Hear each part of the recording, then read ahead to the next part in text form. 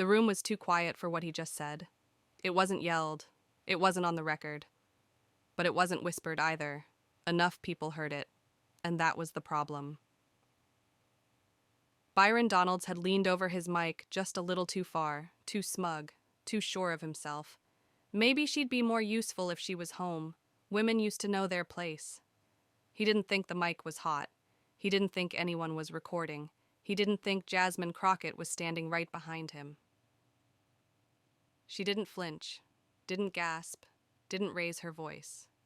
She just stared at him for 2 seconds longer than most people would dare, then turned, walked to her seat on the floor of Congress, and sat. The moment was supposed to pass, but the internet doesn't forget what silence sounds like, because someone caught it, the audio, the smirk, the slow, deliberate turn of Jasmine's head. It hit X, formerly Twitter, by 4:07 p.m. By 4:18, it was trending. Reporters rushed to Jasmine's office. She refused them all. "Tomorrow," she said, "when I have the mic. On record, not in a tweet, not in a thread. On the House floor." That night, CS-PAN tripled its viewership. Clips of Byron laughing were replayed in slow motion. People took bets on whether he'd apologize or double down. And Jasmine? She went home, lit a candle, reviewed the transcript of every time a man tried to talk over her in session, and printed them, all of them. "I'm not walking into a fight," she told her aide. "I'm walking into a reckoning." Tomorrow the world would hear her voice, but more dangerously, he would have to listen. 9 a.m. sharp. The House chamber was unusually full for a midweek session, not because of a bill, not because of a vote, but because everyone knew. Jasmine Crockett had requested time to speak, and the title she submitted? The Institutional Memory of Misogyny. She walked in wearing a charcoal gray suit, no flashy colors, no performative anger, just precision. Byron Donalds sat 3 rows back, flanked by silence and bad posture. Jasmine stood at the podium, looked down at her notes, and began, not with outrage, but with history. In 1916, the first woman ran for president. She was called hysterical. In 1972, the Equal Rights Amendment passed Congress.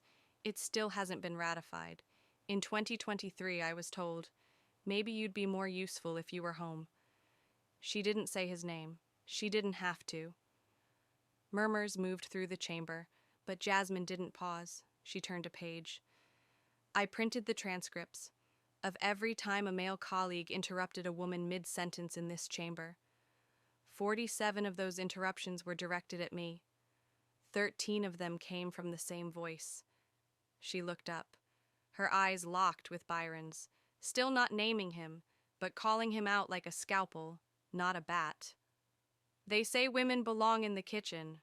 Fine, but I didn't come here to cook. I came here to burn down the idea that I ever belonged anywhere but here." The chamber was quiet. Too quiet. Byron shifted uncomfortably in his seat. Cameras caught it. Social media multiplied it.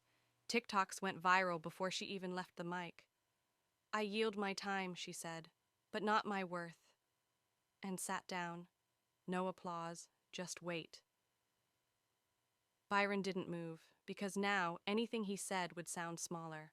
By 10:30 a.m., Jasmine's speech had 8 million views. By 11:15, major networks were replaying her line on loop. "I didn't come here to cook. I came here to burn down the idea that I ever belonged anywhere but here." Some were calling it the speech of the year. Others, especially Byron's supporters, called it an overreaction, an emotional stunt, a media trap. But the truth was, Byron hadn't said a word, and that silence, it was beginning to feel louder than the original insult. The cable news pundits scrambled to spin it. He was joking. It was off the record. Men can't say anything anymore without backlash. But what they didn't know was this. Byron was watching it on loop too, alone, in his office, over and over, and for the first time, it didn't feel funny anymore. He reached for his phone, typed something. Misunderstood moment, backspaced. Clarification needed, Backspaced. He dropped the phone. Across the city, Jasmine's team was inundated. Press requests, talk show invitations, endorsement offers. Her aide asked, "Want to sit down with CNN tonight?" She shook her head. "Not until he answers me, on the floor, in public, with a mic." And so, for the first time in his career, Byron Donalds requested the right to respond. Floor speech, on record, same setting, only this time, he'd have to face her eyes while doing it. The House chamber was full again, not for a vote, not for legislation, but for a man who finally had to answer his own echo. Byron Donalds stepped up to the mic, not as confident this time, not as casual, and for the first time in a long time, not certain. He cleared his throat, didn't look at Jasmine. "I'm here to clarify a moment that's been taken out of context." The murmurs began. He pushed forward. "Yes, I made a comment. Off mic. Off the record. Not meant for broadcast." He paused. "But if words said quietly can cause this much noise, maybe they were too loud to begin with." He finally turned toward Jasmine. "Congresswoman Crockett, I didn't come here to fight. I came here to legislate. And yet I know words legislate culture." Jasmine didn't move, didn't blink. She wasn't waiting for an apology. She was waiting for something rarer, honesty. Byron took a breath. "I said something rooted in habit, not hate, but habit is how hate survives. And for that, I do owe you more than explanation." Silence. "I owe you unlearning." Gasps from the chamber, whispers from the press gallery. Even Jasmine's aide blinked twice. But Jasmine, she just nodded, once, as if to say, "Now we can begin." Outside, cameras clashed. Some called it weak, some called it brave, some called it political theater. But inside the chamber, something rare had happened. A man didn't double down, he dug in.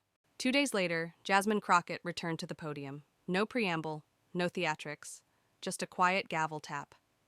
She opened with this: "I want to thank my colleague for his words, not because they redeemed anything, but because they revealed everything."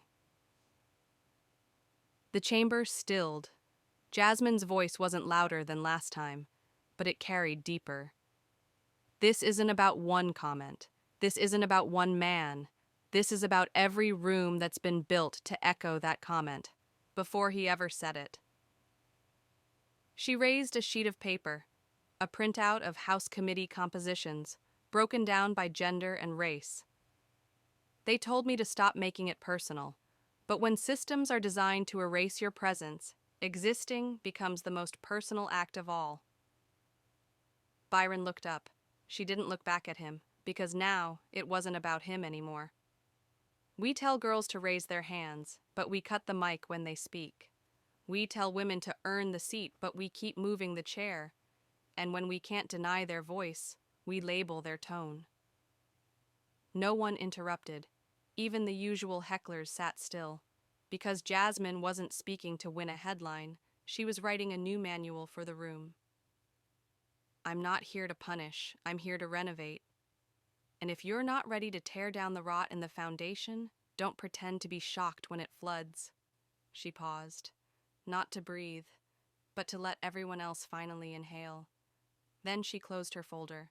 "I yield my time, and I suggest you use yours." And with that, she walked off the floor. Within 24 hours, Jasmine's speech had become more than a clip. It became a movement.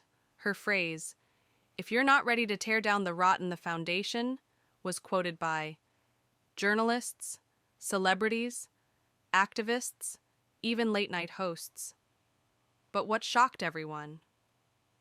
Other women in Congress started printing out their own interruptions. A Latina congresswoman from Arizona took the floor.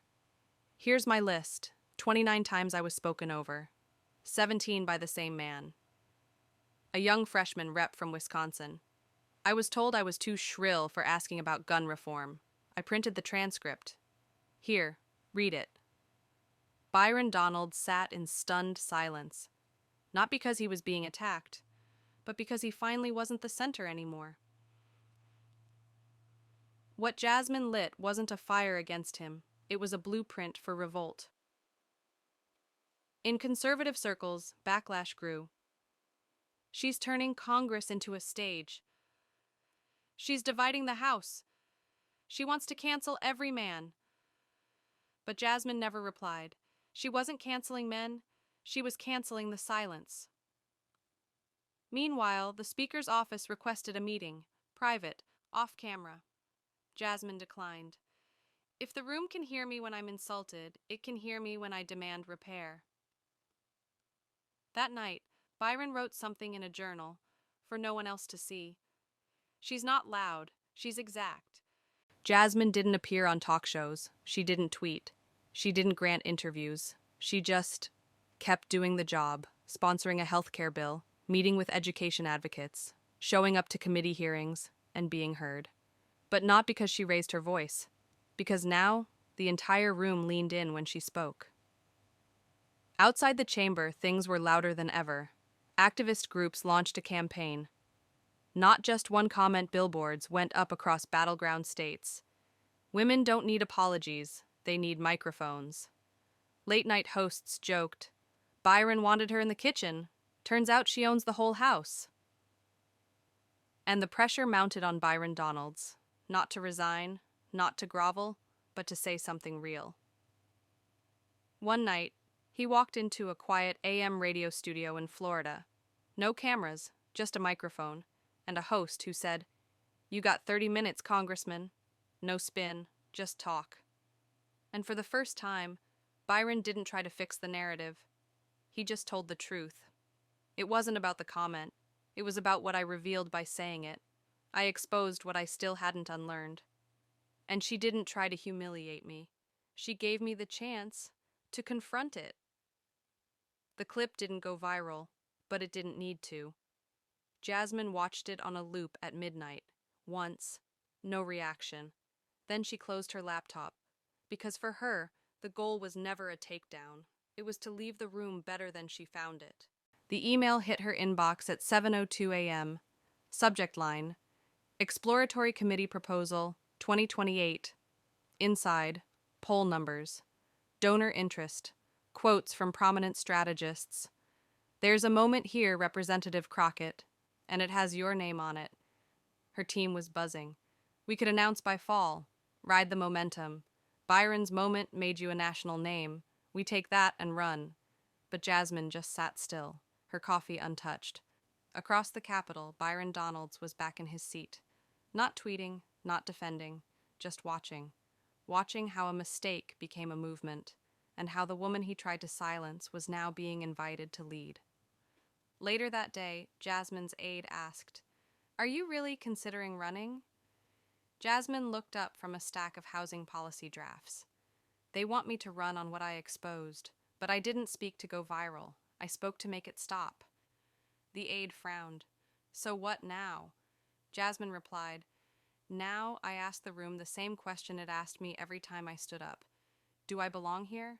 And if I do, what am I willing to rebuild? That night, she gave a speech at a local town hall in Texas. Not streamed, not clipped, no slogans, just a room of 200 people. No lights, no handlers. She spoke for 17 minutes, and didn't mention Byron once. But afterward, an older black woman approached her and said, I didn't know how much I'd been waiting to hear someone like you, until I finally did. The hallway outside the House floor was empty, except for Jasmine and a folder full of housing amendments. She was reading silently, focused. Footsteps approached. No press, no aides, just Byron. He stood a few feet away, paused. You got a second? Jasmine didn't look up immediately. She finished the sentence she was reading, then met his eyes. For what? He didn't smile, didn't smirk. For what it's worth, I'm not proud of how it started, but I'm not afraid of where it's gone. Jasmine raised an eyebrow. Are you afraid of where it still needs to go? Byron paused. Yeah, a little. She nodded once. No softness, but no walls either.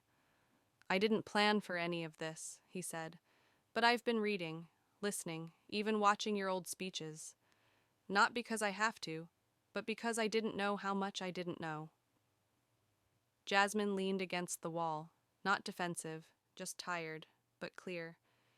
It's not about what you say now, it's about what you do when no one's watching. Byron looked her straight in the eye.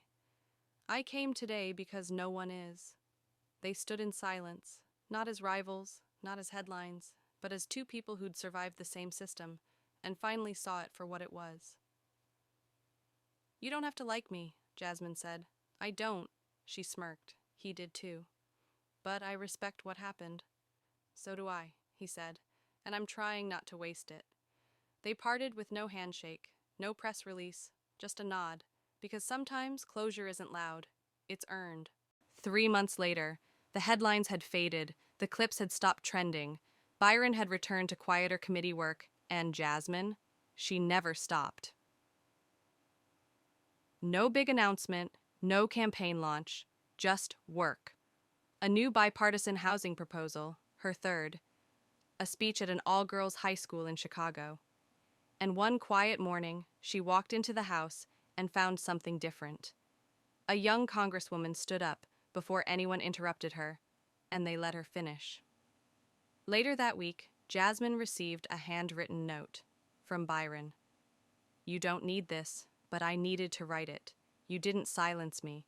You showed me how loud I wasn't listening. No name, no signature, just a folded paper and something Jasmine never expected, a blank page clipped to the back. That night, she gave a short interview, her first in months. The reporter asked, "Do you think this all changed anything?" She smiled faintly. Change doesn't explode. It echoes. And the most powerful things I've ever said were followed by silence. Then she looked into the camera. If you're watching this and you've been told to wait your turn, to speak softer, to know your place, I'm here to tell you, make them regret giving you a mic, but don't waste it on noise. Use it to build something louder than applause, a future. She didn't flinch. She didn't blink. She just stayed still long enough for the world to realize. She didn't want to win the room. She wanted to redefine it.